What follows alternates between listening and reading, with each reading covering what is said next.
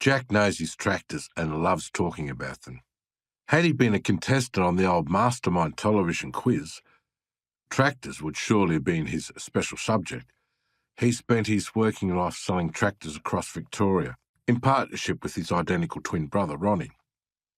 They set up the business together, and a couple of years later, married girls from their hometown, in the same church, on the same day. They also planned to retire to a pair of neighbouring beach blocks on the west coast. But just a few months before they were to quit the business, the truck Ronnie was driving was washed from a bridge during a flood while he was trying to cross a swollen river out the back of Colac. The battered wreck eventually turned up a few miles downstream from the scene of the accident, but Ronnie's body was never found. Even though he missed Ronnie greatly, Jack went ahead with his retirement plan just the same, while Ronnie's widow sold their block to some city type, as Jack referred to the lawyer who bought the block from her. Although the city type built a house next door to Jack, he rarely visited it over the following years before putting it on the market. I bought the house from the lawyer with the dream of fixing it up when I needed a break from writing the great Australian novel. But I've done little work on the house since moving in, and have scratched out no more than a few paragraphs of bad writing. In addition to his books on tractors, Jack has also been handing his old tools across the hedge to me. To be honest, they're as useful to me as the books on tractors. It's not that I don't appreciate his generosity, but I couldn't bang a nail straight to save myself. Jack has taken great care of his tools. The oiled metal surfaces are rust-free, while the wooden handles have been worn smooth by the years of use. I don't expect I'll do anything with them, but each offering, be it a shovel, a hammer, or a variation on the basic handsaw, has been added to a growing collection I keep in the room behind the kitchen, overlooking the backyard. It is also the room where I do my writing, or, to be exact, it is where I'm supposed to spend my day writing.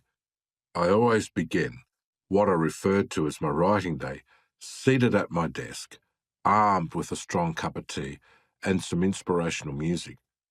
My writing music, as I optimistically refer to it.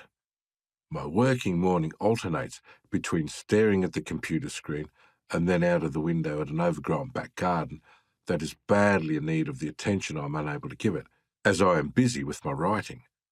After an hour or so, sometimes less, I realise that today is not a good day to write. So I get up from my desk, leave the house, and walk to the bottom of the garden. I slip through the gap in the fence and head for the beach. When I began my daily walks to the beach, Jack was always alongside me.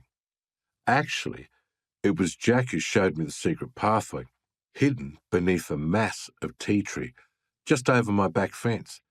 And it was Jack who guided me along the pathway to the beach, where he shared a second secret with me.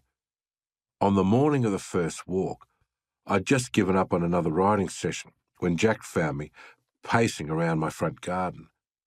I was on a search, not for a story, but a humble sentence, or even a single word that might get me started.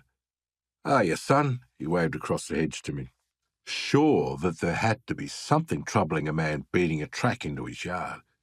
Jack walked around the hedge, blocked my path, and asked if he could help.